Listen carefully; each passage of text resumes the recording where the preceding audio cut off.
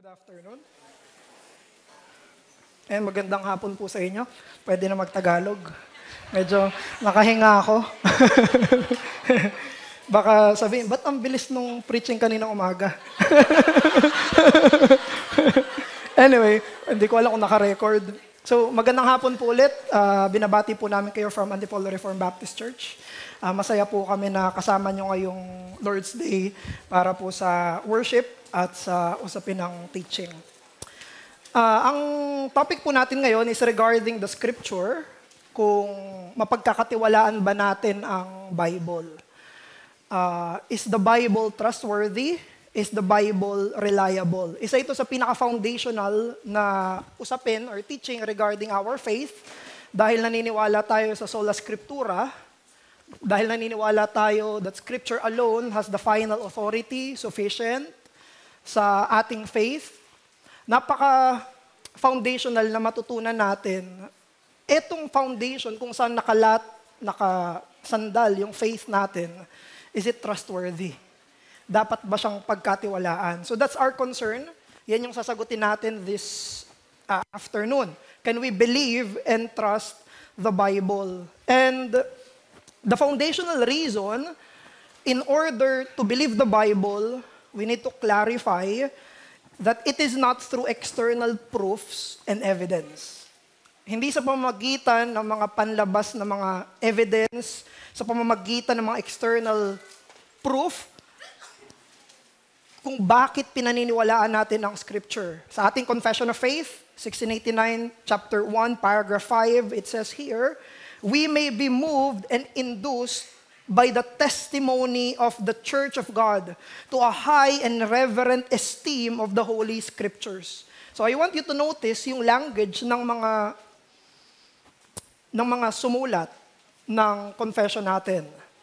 It says there that maybe, we may be moved, we may believe the Scripture because of the testimony of the church. Isa yon, the testimony of the church. But the language of the confession is that it seems like to be secondary. Yung external proofs na yon. For example, si Waldron sa kanyang modern exposition ng ating confession, he said, it is important to note, in conclusion, that the whole effort to discover some external attestation of the Bible is misguided. Whether that attestation is sought in an infallible church or in a historical expert. Sabi ni Waldron, kung ang dahilan kung bakit tayo naniniwala at nagtitiwala sa Bible ay dahil, sabi ng church, or dahil may historical experts, sabi ni Waldron, that is misguided. Misguided tayo kung ultimate reason why we believe the Bible is because just the church said. Or because there is a historical expert na nagsabi nito. Yan din ang sinabi ni Turretin sa kanyang Eclectic Theology. Sabi niya, thus, Scripture, which is the first principle in the supernatural order, is known by itself and has no need of arguments derived from without, externally, to prove and make itself known to us. Sabi ni Turretin, naniniwala tayo sa Bible because of itself. Not because there is something outside the Bible, kaya natin siya pinaniniwalaan, ultimately speaking. So, even in our study, kahit yung direction, objective ng study na to ay regarding sa pagiging trustworthy ng Bible, we do not approach this as an unbeliever. We do not approach this question with neutrality. We approach this question, can we trust the Bible, as a disciple of the Lord Jesus Christ. That's a very wrong kind of approach na, wait lang, i-evaluate ko ang Bible bilang isang neutral observer, neutral assessor. So, aalisin ko muna yung Christianity, gigitna muna ako sa Christian at non-Christian, and then I will make a non-biased evaluation of the Bible. That is not how we approach the Scriptures. We do not approach the Scriptures as a neutral assessor.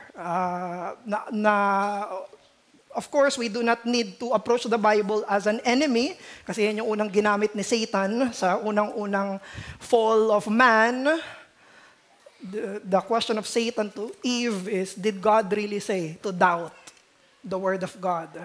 Ang approach natin dito is to have a prayerful and faith-seeking approach in the Bible, na kapag may mga doubts tayo in the Scripture, we should speak as Matthew 9:24 speaks, Lord, I believe, help my unbelief. So we are not defending the reliability of the Bible as someone without bias. We do not evaluate the Bible as someone who is neutral. Rather, we are positively emphasizing the foundational assertions that the Bible must be believed. Bago natin itest yung Bible, meron na tayong bias. And I would propose na walang kahit sino ang nag-evaluate ng Bible kung reliable ba siya or hindi na walang bias. There's no such thing. There is no such thing. Either you approach the Bible as a disciple or as a non-disciple. So, ano yung mga foundational reasons why we must trust the Bible as a disciple? May dalawa lang tayong nilist. Una, yung divine quality ng Scripture. At pangalawa, how do you prove the divine quality of the Scripture? Ito yung pinaka-foundation. Why do we believe the Bible as a disciple? 2 Peter chapter 1, verse 20 to 21. You can read along the entire passage neto, yung mga first previous verses before verse 20, pero ito lang yung basahin natin. It says here, knowing this first of all, that no prophecy of Scripture comes from someone's own interpretation. For no prophecy was ever produced by the will of man, but men spoke from God as they were carried along by the Holy Spirit. So the Apostle Peter wrote this passage, and he was trying to legitimize. Kasi may mga nag-accuse na myths lang yung faith. At sinabi ni Apostle Peter, no, we have seen the glory of Christ in the transfiguration. They have heard the audible voice of the Father. Sabi ng Father, this is my beloved Son. Listen to Him. Narinig nila yung audible voice ng Father, nakita nila yung glory ni Christ in the transfiguration. But Peter gave a better and more trustworthy reason that the Christian faith is real. Doon niya sinabi yung prophecy, the prophetic word, the prophecy of Scripture. Sinabi niya, may experience siya, audible experience, visual experience ng glory ng Diyos, pero sinabi niya, there is something more sure. A more sure word. Anong sinabi niya? Yung Scripture. Yung experience ni Peter at ng mga apostles, those are legitimate experience. Hindi ito yung naging kahapon, strange fire, yung mga experiences na pinapabulaanan. Yung experience nila Peter, nila John, nila James, ng mga apostles, those are legitimate, real yun. Totoo yun. Narinig talaga nila yung boses ng Ama, nakita talaga nila yung glory ni Christ, nag-transfigure siya before them. But Peter said, there is a more sure word. More than their personal experience is the Scripture. Kaya Peter stated that the Scripture were authored by the Holy Spirit through the instrumentality of prophets. They were not produced by the will of man, but from God. So dito natin makukuha yung theology, yung teaching, na we trust the Bible because of its author. We trust the Bible because of its writer. At ang main writer ng Scripture is none other than God. And sa triune God is the Holy Spirit. Is the Holy Spirit who moved the men Yung, may mga nabasa ako na you can imagine that God wrote the Bible and He used men as His pen. Sila yung instruments kung paano niya sinulat ito. Sari-sarili nilang person, sari-sarili nilang time, sari-sarili nilang mga experiences talaga. Yung si Moses, sinulat niya. Si David, sinulat niya. Si Solomon, sumulat siya. Yung mga major prophets, minor prophets sa New Testament, yung mga apostles, sinulat nila. Pero behind all of them is the Holy Spirit. Behind all of them is the infallible God, the Holy Spirit. Sa Confession of Faith, chapter 1, paragraph 4, the authority of the Holy Scripture, for which it ought to be believed, dependeth not upon the testimony of man or church, but wholly upon God, who is truth itself, the author thereof. Therefore, it is to be received because it is the Word of God. Hindi neutral yung confession natin, no? Hindi neutral yung confession natin. Ang sinabi, you receive the Bible because of its author. The author of the Bible is truth itself. The author of the Bible is reliable, therefore, the Bible is reliable. Dahil mapagkakatiwalaan yung sumulat, mapagkakatiwalaan mo yung isinulat. The Word of God is distinct from God, but how we treat the Word of God is how we treat God. Hindi Diyos ang Bible, pero kung paano mo tratuhin ang Bible, that's how you treat God. Tinatrato mo ang Diyos kung paano mo tinatrato ang Kanyang salita. At kung tinatrato natin ang Scripture with trust, we trust God. We trust the Bible because we trust God. Ang language ng Old Testament language is always, thus saith the Lord. Puro revelation pa yun eh. Tandaan natin yung unang sumulat ng unang Scripture, si Moses pa. Si Moses yung pinakauna. And before Moses, may mga kinakausap na yung Diyos. At simula kay Moses, na mayroong mga sa Israel, yung prophets at mga prophets after him, what they say is, thus saith the Lord. May nireveal sa kanila yung Diyos, therefore sinasabi nila sa mga tao. But in the New Testament, the language is different. Nung dumating na si Jesus, hindi na sinasabi lang ni Jesus, thus saith the Lord. Ang madalas yun ang maririnig na language sa New Testament is, it is written. Nasusulat. May progress. Dati, direct revelation, may mga dreams, visions, and etc. But pagdating ng Panginoong Jesus, something happened. May inscripturation na. Noong direct revelation na yon. Nababasa natin yung direct revelation na yon dahil isinulat na sila. At ito yung sinabi ng Chicago Statement on Biblical Inerrancy. Sabi nila, the Holy Scripture must be acknowledged as the Word of God by virtue of its divine origin. Yung thus saith the Lord ay yung it is written. Yung thus saith the Lord, yun yung it is written. Whatever is written in the Scripture, that is thus saith the Lord. This is the Word of God. Ito yung sinasabi mismo ng Panginoon. Therefore, we believe the Bible is reliable because God, its author, is reliable. In the many works of B.B. Warfield, yung very concise na words niya, sabi niya, what the Scripture says, God says. Sa mga modern mga preachers na naririnig natin, if you want to hear God, you read the Bible. Kung gusto mo pakinggan yung Diyos, you read the Scripture. This is where God speaks. Now, another question might come up. Now, how do you know that the Bible is the Word of God? How do you know na yung Scripture, it is the Word of God? Now, nakalagay rin ito sa confession natin.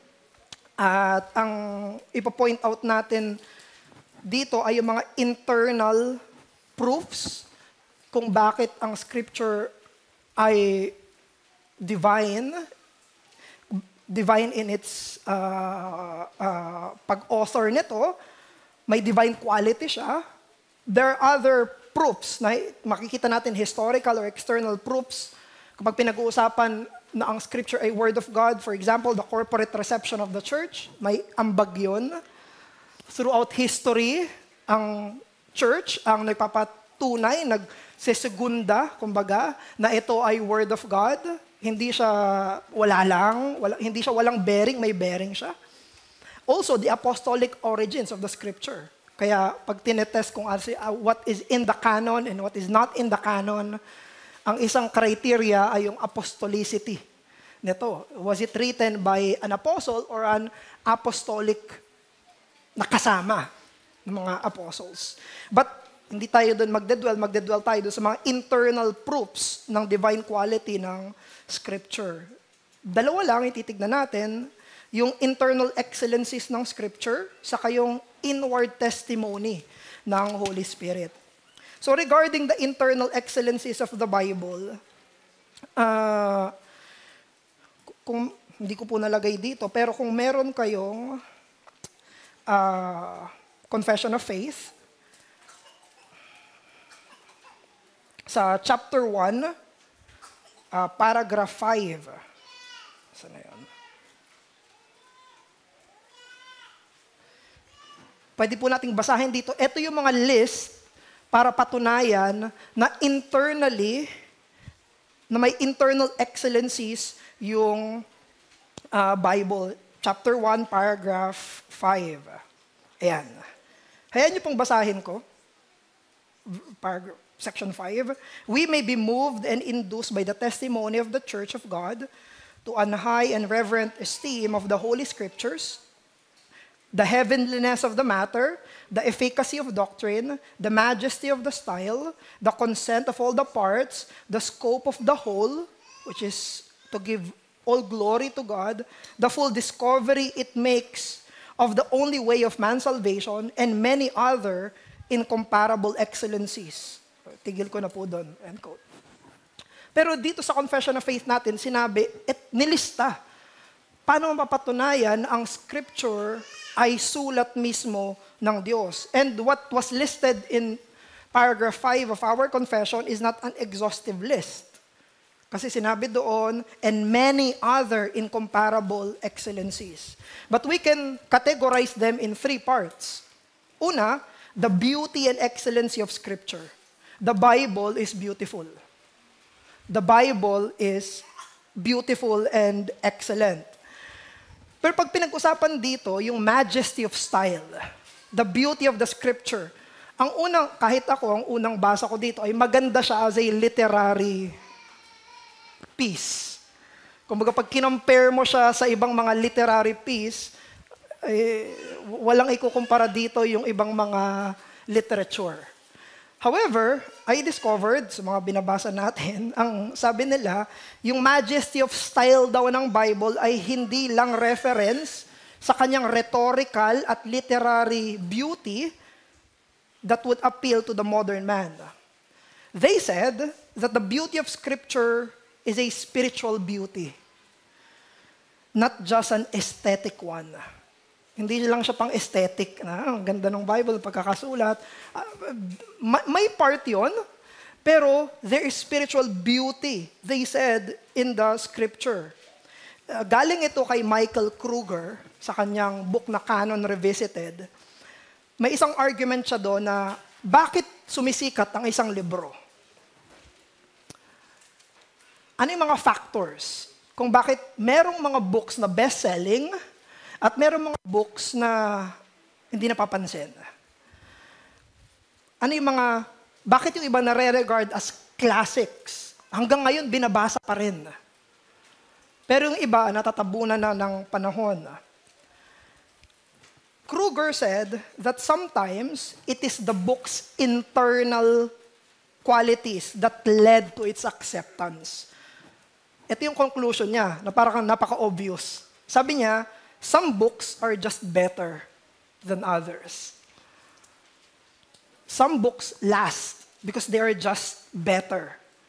Dahil mas maganda silang libro. Mas superior sila na libro. Mas excellent yung quality nila kesa sa iba. Sabi niya, a book often finds acceptance through a process not unlike the survival of the fittest. Ito yung words mismo niya. The strongest books are the ones that prevail. The strongest books are the ones that prevail. In this way, a book really can choose itself. And what Kruger is arguing here is that the Bible promotes itself. Kasi canon yung pinag-uusapan dun sa book niya. Hindi niya sinasabi na may mga tao lang na namili nung book. Sabi niya, no, it's the other way around. It's the Bible that proves itself. Yung Bible na nagpatunay sa sarili niya. That's why it lasted until today. The Bible is a better book than any other books combined in all of history.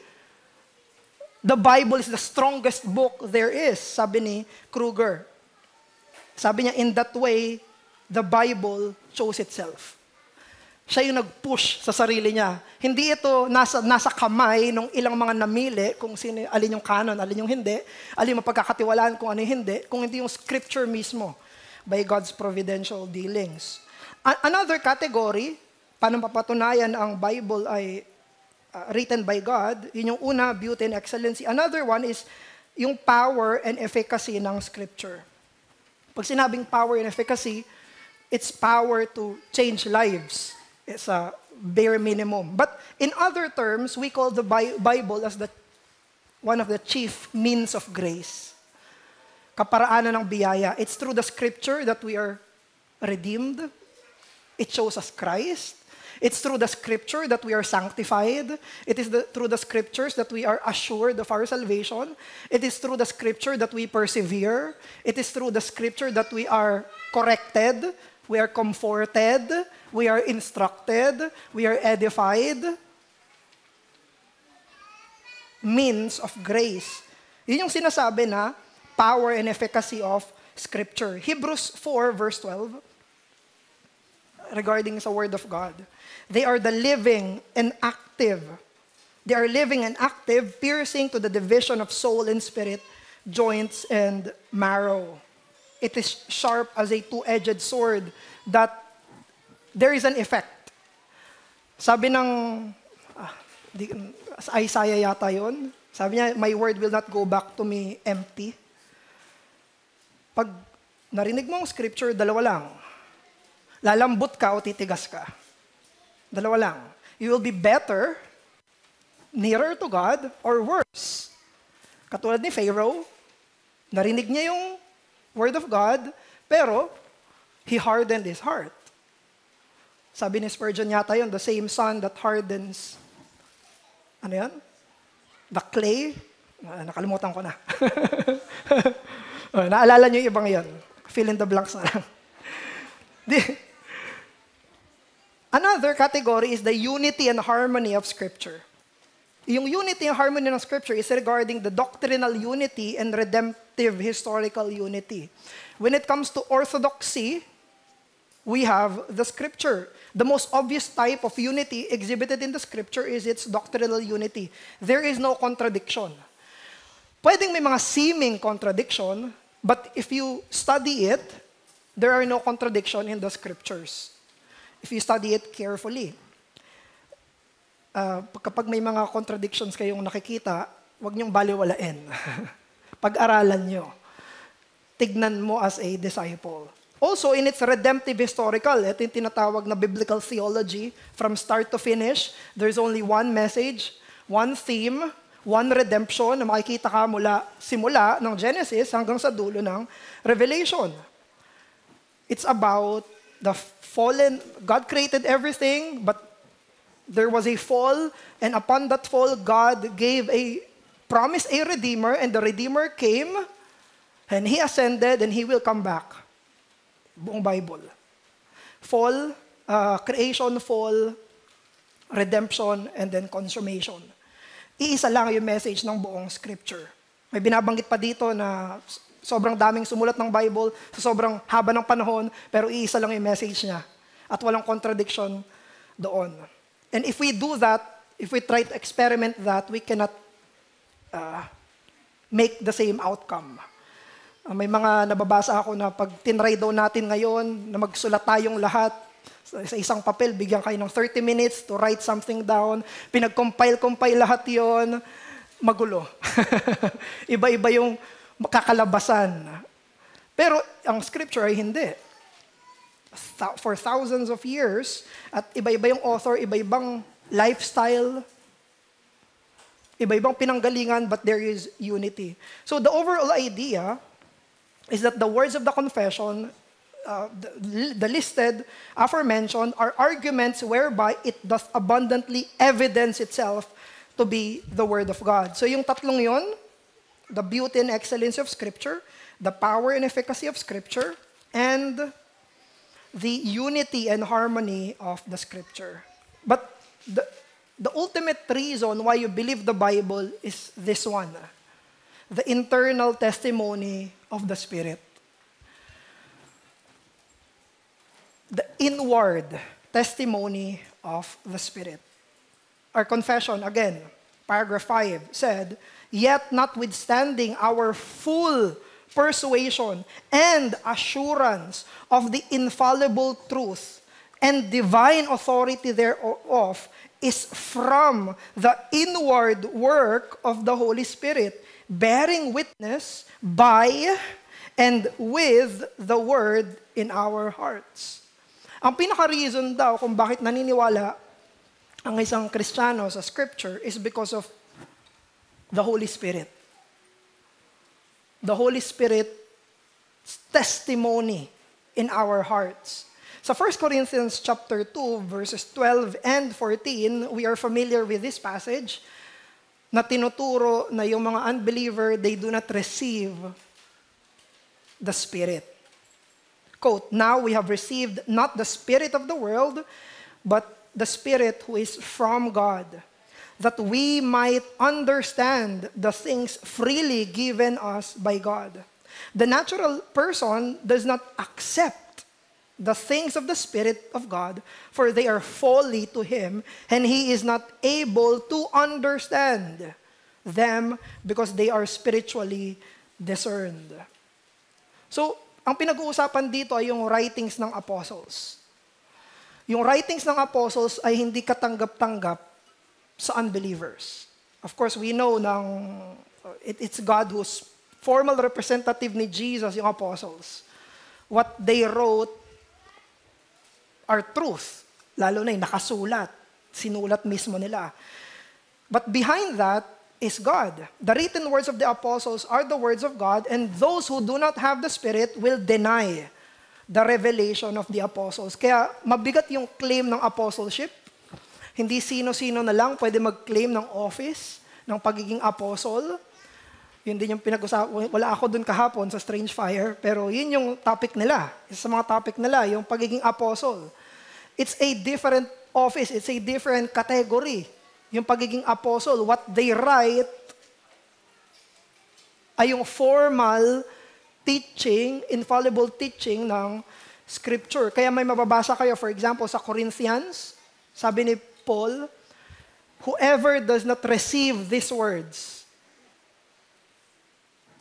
do away with them."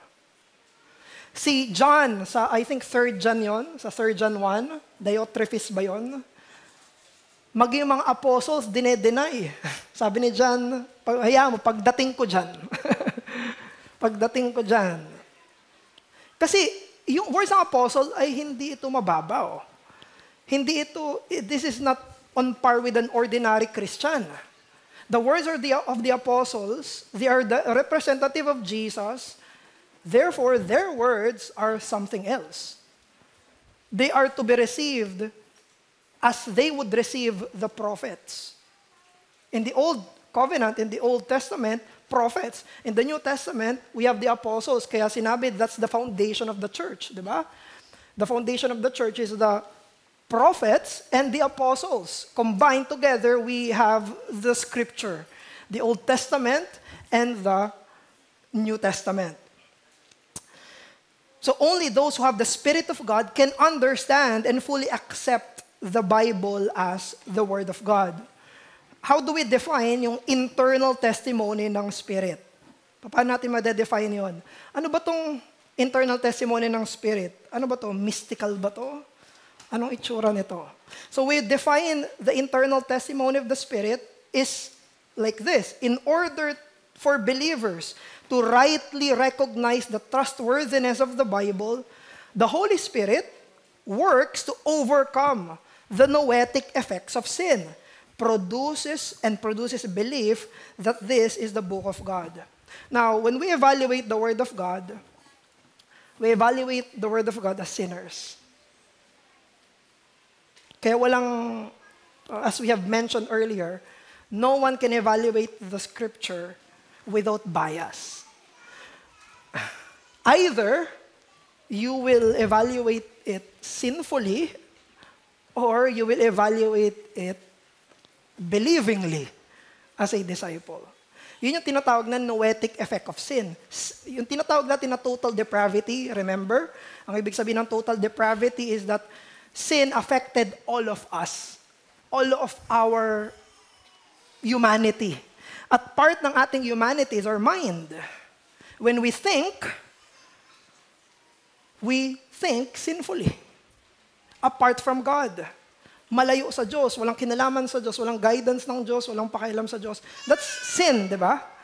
It affects our mind. Therefore, when we approach the Scripture, either we approach it bowing to God or not. Either we approach the Scripture with our knees on the floor, before God, in the book, or before the book, or not. At if you do not bow in approaching the Scripture, that is sin. It's sinful. Yun yung tinatawag na noetic effect of sin. I will be the judge. Ako yung mag-judge ng Scripture. Oops, wait lang. may truth doon, pero wait lang. Kalma ka lang. Hindi pwedeng ikaw yung mag-judge sa Diyos at sa salita ng Diyos. Ultimately speaking. Because there is such a thing as the noetic effect of sin. You cannot judge rightly without the Holy Spirit. Kaya yun yung work ng Holy Spirit. It overcomes that sinful bias. Inaalis niya yung sinful bias natin sa Scripture. Therefore, we can approach the Scripture freely, obediently, humbly, before these words of God. Sinabi na sa Chicago Statement on Biblical Inerrancy, Article 17, we affirm that the Holy Spirit bears witness to the Scriptures, assuring believers of the truthfulness of God's written words. It is the Holy Spirit who bears witness para maniwala tayo na totoo ang Scripture.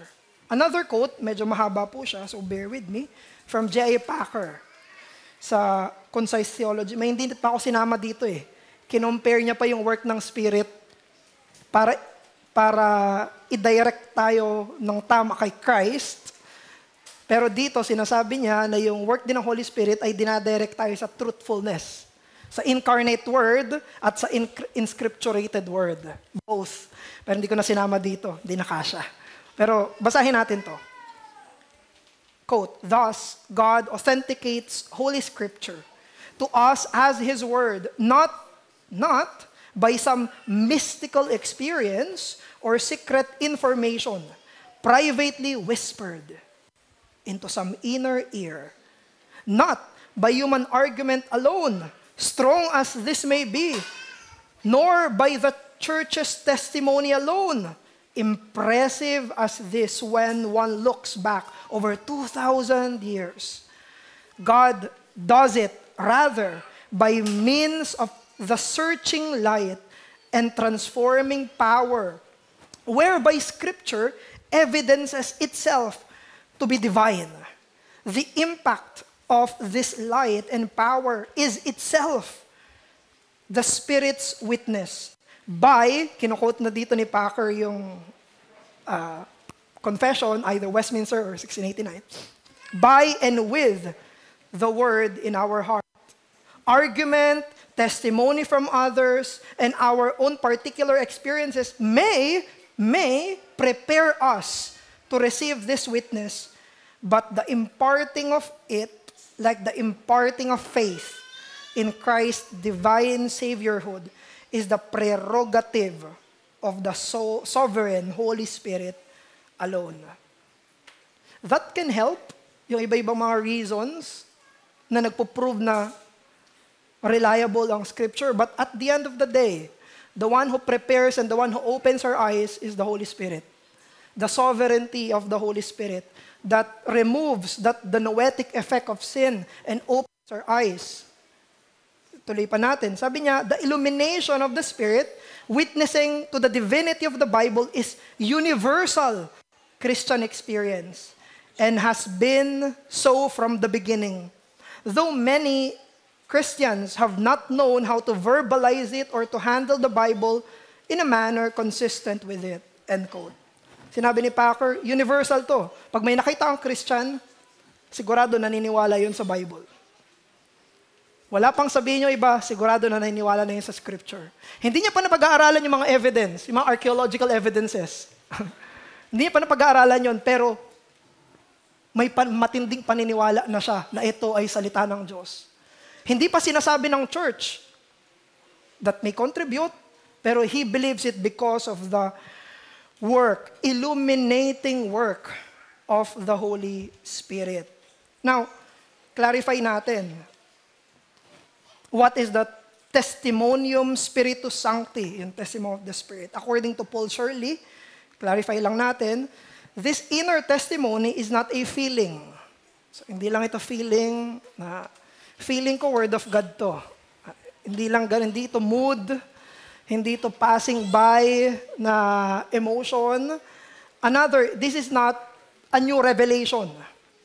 Hindi ito bagong kapahayagan ng Diyos. Nakasulat na yan bago mo pa mabasa, bago mo pa tanggapin, bago mo pa maintindihan. And this inner testimony results in faith.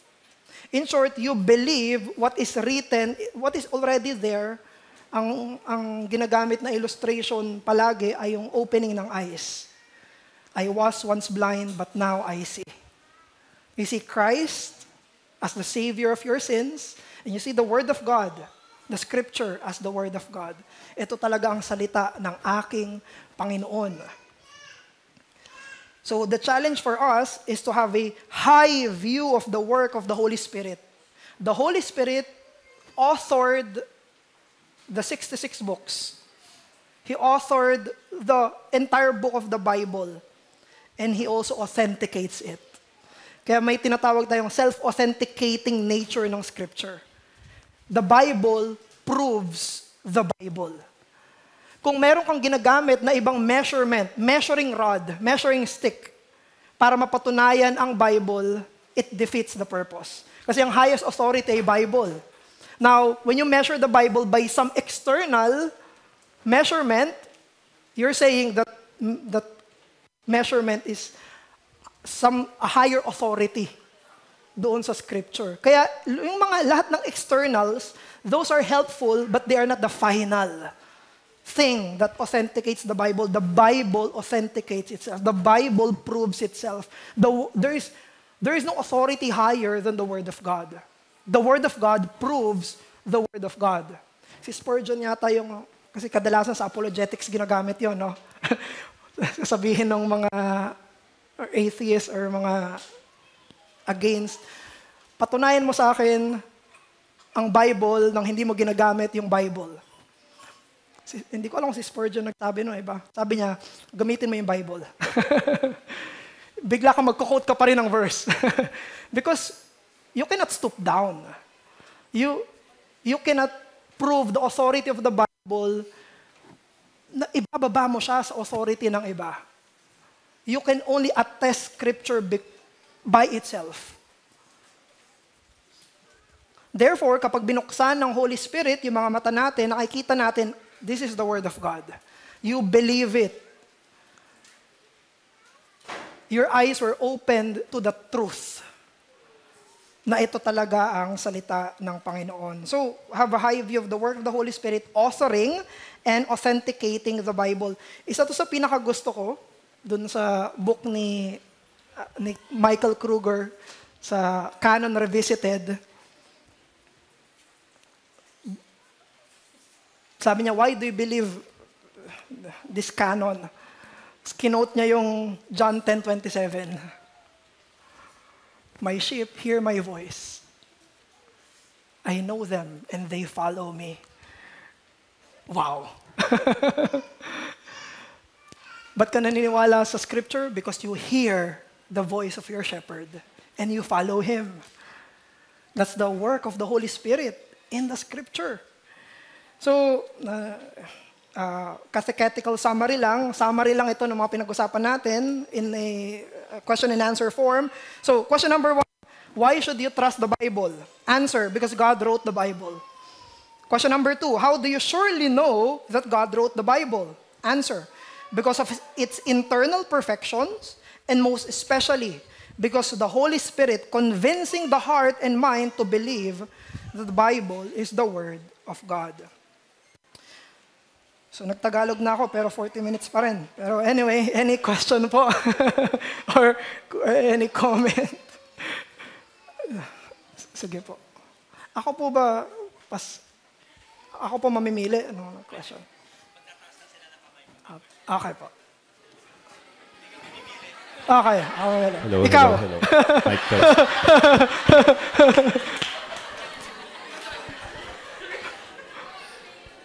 Hello. Hi, Pastor Joseph. Sorry. Thanks for the lesson today. My name is Elise po. So, yung question ko, I may have made assumptions and baka may misunderstanding. So, please correct na lang po if mali yung intindi ko. But, so this is in the context of sharing the gospel. One way it usually goes is that you share the gospel, then people will ask, ano yung source? And then, why should they believe it? And your answer is that because it's written in the Bible. And then their next question would be, what makes me think that the Bible is true and real? Then, based on what we read dun sa LBCF, specifically sa 1.5, we will be, chapter 1, paragraph 5, we will be persuaded through the inward work of the Holy Spirit. So, and then we said na to highlight external proof and evidence is misguided. So, does that mean we shouldn't use ourselves or our own testimonies as like a selling point of the veracity of the gospel? And obviously, we can tell them na magrepent ka muna, then the Holy Spirit will make you believe the Bible. So, with our lesson today, how would you advise we manage conversations like that? Thank you. Thank you po sa question. The question is, how do we do evangelism in light nitong topic natin? When we trust the Holy Spirit, we do what God commanded us to do. So, ang isa doon is we pray for that person. Di lang natin sabihin, ito yung word of God, bahala ka na sa buhay mo. This is the scripture, whether you believe it or not. One thing is we pray for that person. And the work of the Holy Spirit, yung internal testimony of the Spirit, the conversion might seem instant. Kasi yung justification, yung conversion, talagang instant siya. But there are preparatory works na ginagawa yung Diyos in providence. So, I've heard someone before na kapag nag-share ka ng gospel tapos tumanggap ng gospel genuinely, it's not just you. There are tens and hundreds of people before you who planted the seed. So, hindi natin kailangan masagot lahat, mapapaniwala ka agad. Ngayon din maniwala ka or wag na. We are planting seeds.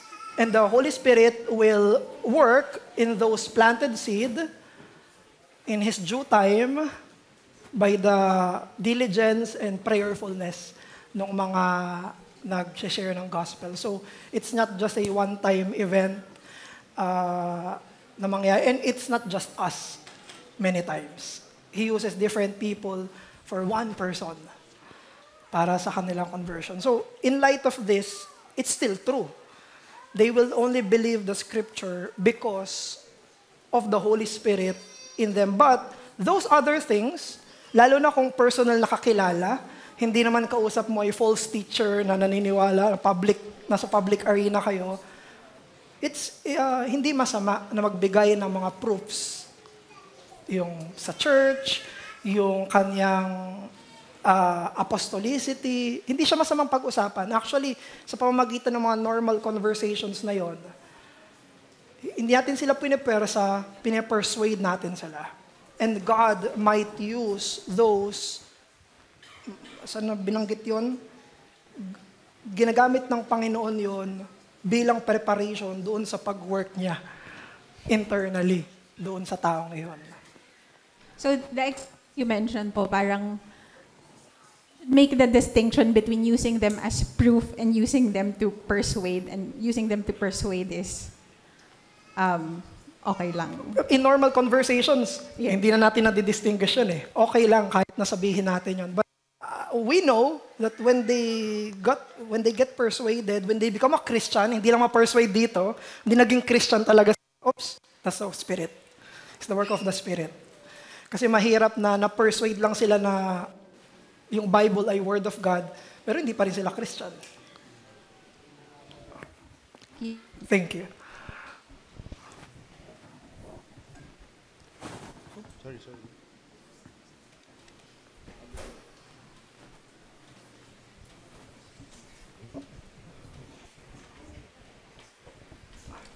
Hello, good afternoon po.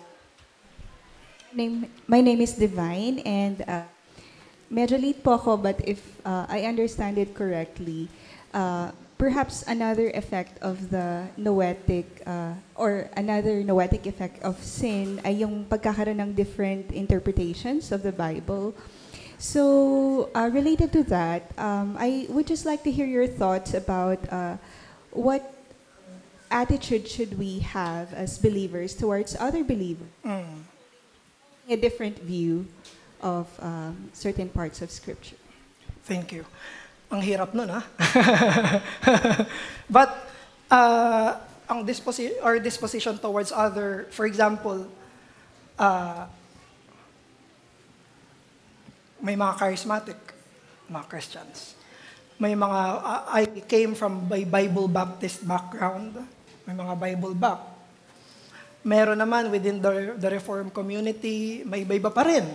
Mga Presbyterians, okay, hindi ko na babanggitin. Ang disposition natin towards them ay charity. Being charitable. Naging helpful sa akin yung idea ng Reformed Catholicity na we believe na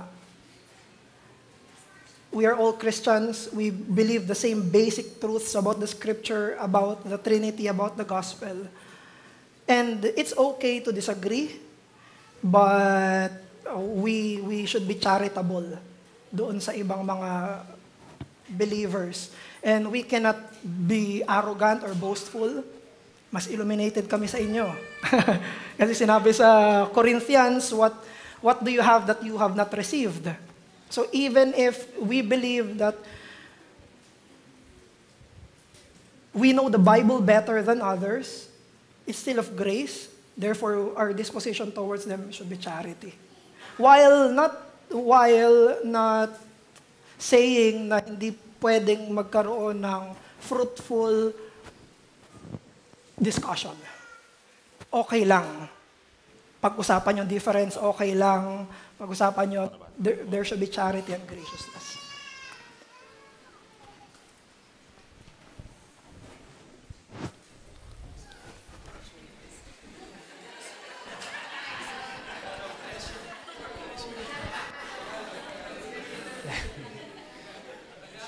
Yeah, okay.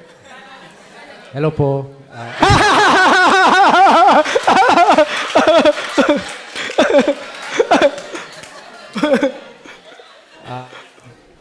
So my question is the doctrine of sola scriptura something that necessarily implies the closing of the canon, the 66 books, the ceasing of the apostolic era, prophetic offices, or is it something that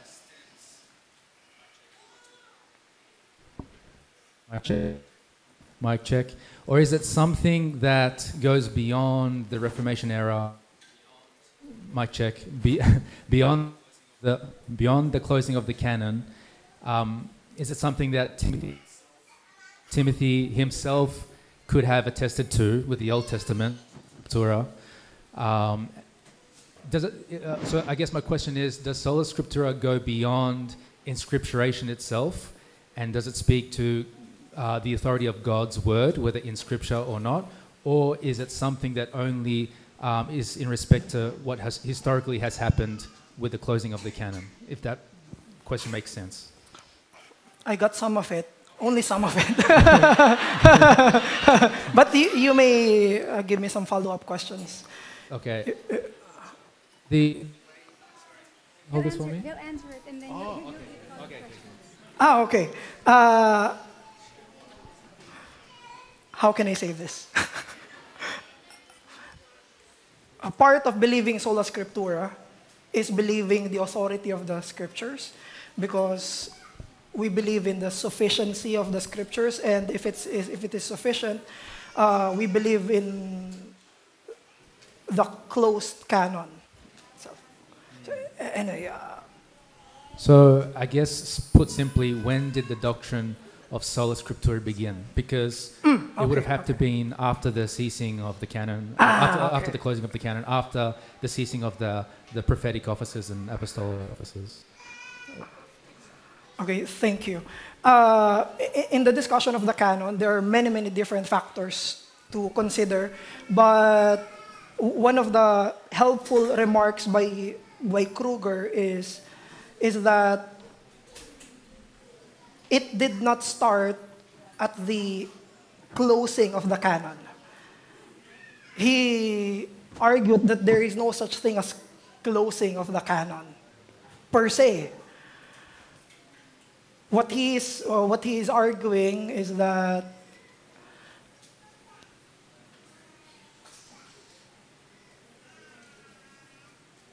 pardon me, I'm having a mental block. Sorry. Thank you. I'm trying to adjust. Sorry. I can translate it. You can translate. I can translate, yeah. Okay, thank you. Ayan, pwede na ako magsalita. Iba kasi pag preaching walang magtatanong Yeah, thank you. Pinagpapasan ako doon Hindi ko na maalala yung buo na sinabi ni Michael Kruger regarding doon sa closing ng canon. Marami siyang mga factors na kinonsider para sabihin kung ano yung nagko-consider, kung ano yung nasa loob ng canon or not. Pero yung pinaka-basic presupposition ni Kruger is that nung sinabi ng Diyos yun, tinatanggap mismo nila kaagad as Word of God. Sa Old Testament pa lang, sa New Testament pa lang. Kaya, pag kinonsider natin historically speaking, kung kailan, wala tayong ma-identify na isang part ng history na, okay, dito, close na. May nagsasabi sa time nila Athanasius, doon binigay yung complete na 66 books. Meron mga nagsabi before that, yung mga Masoretic texts, may mga sinabi dyan. Pero lahat ng yun ay evaluation na lang. Evaluation na lang kung ano yung talagang nangyari. Pero we cannot pinpoint one event na, okay, because the church said na close na yung canon, therefore close na yung canon. We cannot pinpoint one mark in history in the early church na, okay, dahil sabi ng church, closed na siya. There is no such thing. Received na siya ng church as early nung buhay pa yung mga apostles. Na kung ano yung sinulat ng mga apostles, considered siya na Word of God. For example, sa 1 Peter chapter 5, if I'm not mistaken, kinonsider ni Apostle Peter na yung writings ni Apostle Paul ay scripture. Sabi ni Apostle Peter, ang hirap daw maintindihan ng writing ni Apostle Paul, just like other scriptures. So sa New Testament pa lang, meron na silang consciousness ng sinusulat ng mga apostles ay scripture. na-consider dito na Word of God sa Thessalonians. Sinabi ni Apostle Paul, you receive our words not as words of men, but as words of God. May mga iba pang factors such as providence. Providentially, not all the writings of the apostles survived. Yung Corinthians, may 3 siyang letters, but one, I think the middle letter, no, ng Corinthian, yun yung wala. So, yung 2 Corinthians, 3 Corinthians na yun, pero providentially, hindi siya nangyari. So, yun yung mga factors na nag-determine when it comes to the canon. Apostolicity niya, providential dealings ng Diyos, and yung presupposition na tinatanggap siya as Word of God.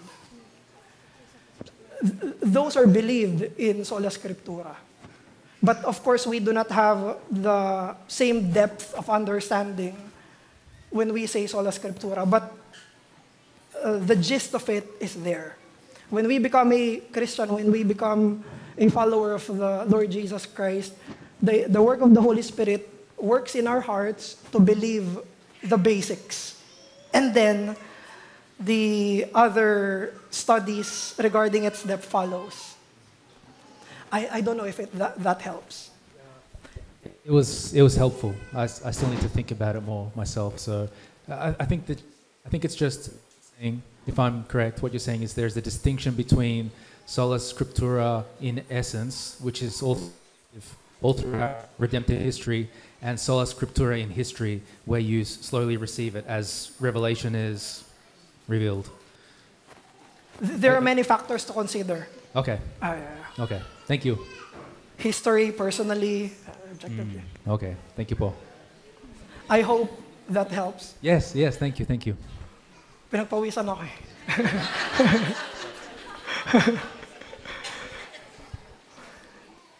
Hello.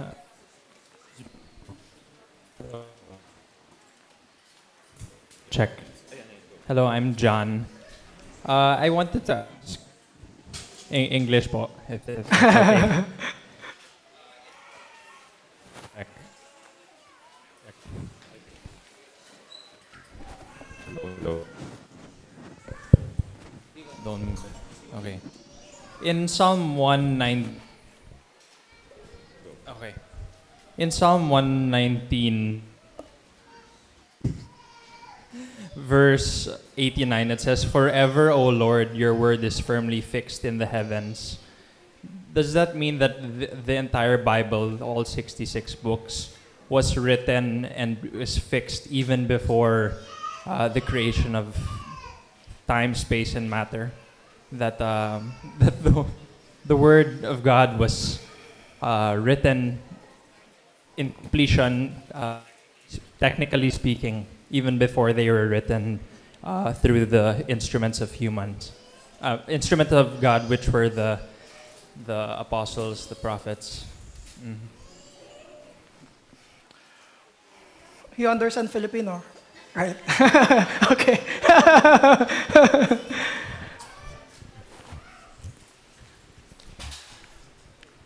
Hindi ko alam kung how should we understand it, but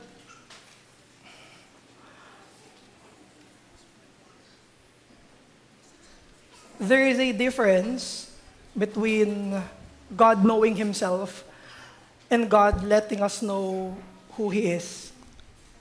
May difference yon. In eternity, there is no creation. There is no such thing yet. So may distinction doon. So hindi sinasabi dito sa verse 89 yung scripture mismo. Dahil yung revelation, it started somewhere. It started in creation. How we received it. May start ng creation, may start ang fall, may start ang redemption, may start ang consummation. Only in eternity, there's only God in Himself. Therefore, it may be part of God's plan, decree, yung scripture, pero it started somewhere. It started when He planned, He orchestrated yung creation, yung fall. which they are not eternal. So there is a distinction between God knowing Himself and God revealing Himself. Yung God revealing Himself to us, there's a start. There's a beginning. But God in Himself, it's eternal. We cannot comprehend that. So yung sinasabi dito ay yung permanency, permanent truth of Scripture. From the beginning, all of these are true, even hindi pa sila nakasulat. Even in eternity, everything written in the Scripture are true, kahit natapos na siyang isulat. So I don't know if it will help, but you can study archetypal theology and ectypal theology. Wala pa, okay.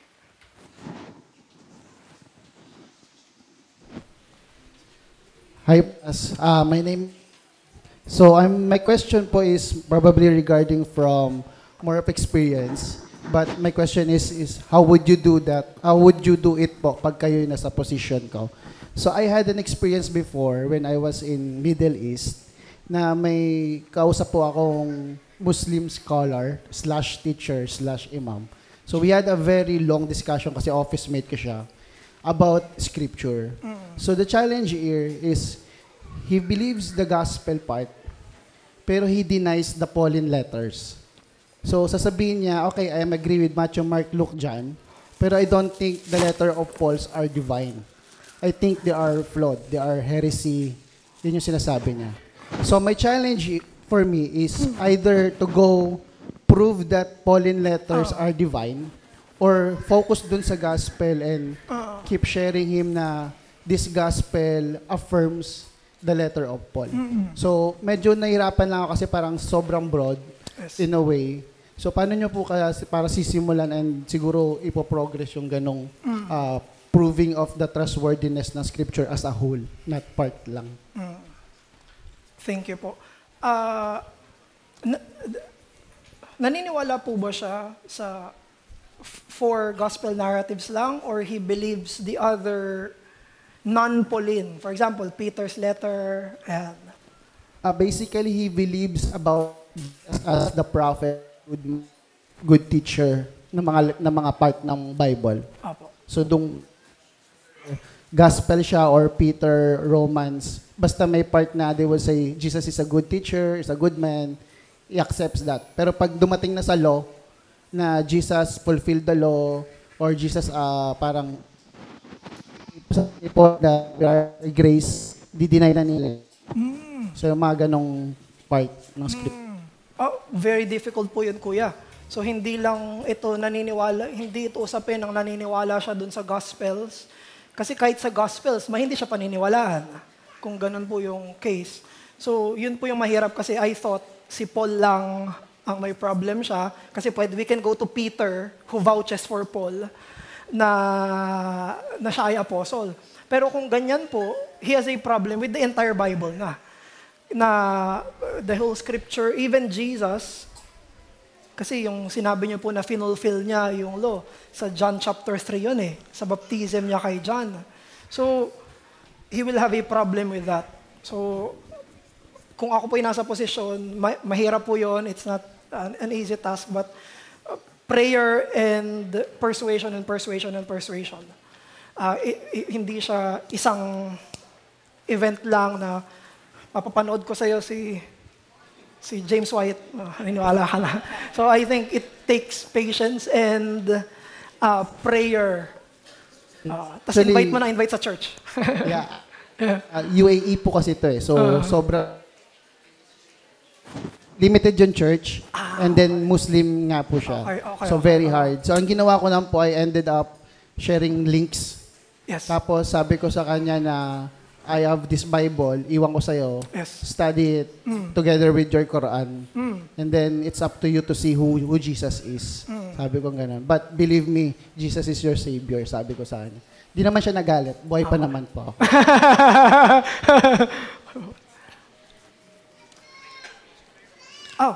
Sige po, let's close in prayer. Heavenly Father, thank you for the opportunity of teaching the opportunity of studying regarding the trustworthiness of your scriptures. Teach us, Father, these very important words from the Lord Jesus, that we who are His sheep will hear His voice in the Holy Scriptures. Teach us, Father, that this subject may not be just intellectual, but also personal and devotional and experiential. Teach us, Father, that when we read the Bible, you speak through it. The Lord Jesus, we hear the voice of the Lord Jesus through it. Give us, Father, more illumination through your Spirit, that we might grow in dependence and trust in your word, that we may come to it with our knees on the floor and with worship. We thank you, we glorify you in the name of our shepherd, the Lord Jesus. Amen.